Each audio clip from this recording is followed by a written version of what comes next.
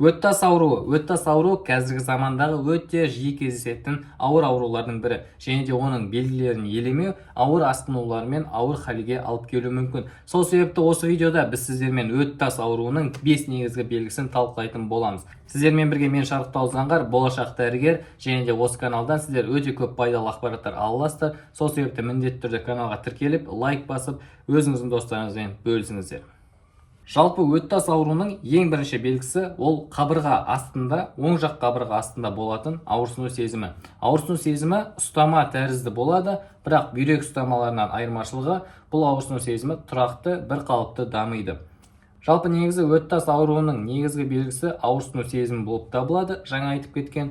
Бірақ егер сіз осы ауырсыну сезімін елемей жүре беретін болсаңыз, сізде әртүрлі асқынулар дамуы мүмкін. Солардың ішінде өт тас ауруының екінші белгісі болып табылатын, соның ішінде өт тас ауруының ауыр асқынуы болып табылатын, ол сарғаю. Жалпы сарғаюдың себебі өт жолдарының таспен бітелуі кезінде осы өттің құрамында болатын өт қышқылдарының және де билирубин сияқты пигменттердің қанға өтіп кетуіне байланысты болады. Осының нәтижесінде адамның көз алмасының сарғаюы, сонымен қатар терісінің сарғаюын байқаймыз. Өт тас ауруының үшінші белгісі, сіз мүмкін бұл белгіні елемей жүрген шығарсыздар, ол нәжістің түсінің жоқ болуы және де зәрдің түсінің қарайып кетуі.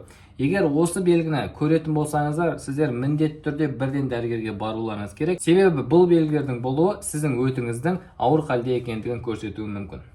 Өтте тас болуының төртінші бір белгісі ол терінің қышуы болуы мүмкін. Жаңа айтып кеткендей, өттің таспен бітелуі кезінде өт қышқылдары қанға өтіп, адамның терісін қышытады. Осының нәтижесінде өтте тасы бар адамдар, немесе бауыр ауыратын адамдарда адамның денесін қараған кезде, олардың денесінен осылай адамның терісін қасыған кезде қалатын іздерді көруге болады. Өт тас ауруының келесі бесінші белгісі ол адамның температурасының 38-39 градусқа дейін көтерілуі.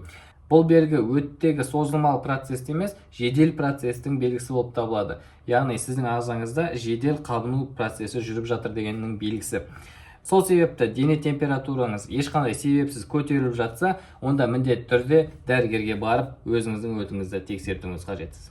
Жалпы достар, видео соңына дейін келіп қалды. Видеоны соңына дейін көргендеріңізге рахмет. Ең бастысы білімдеріңізді күнделікті шарықтатыңыздар.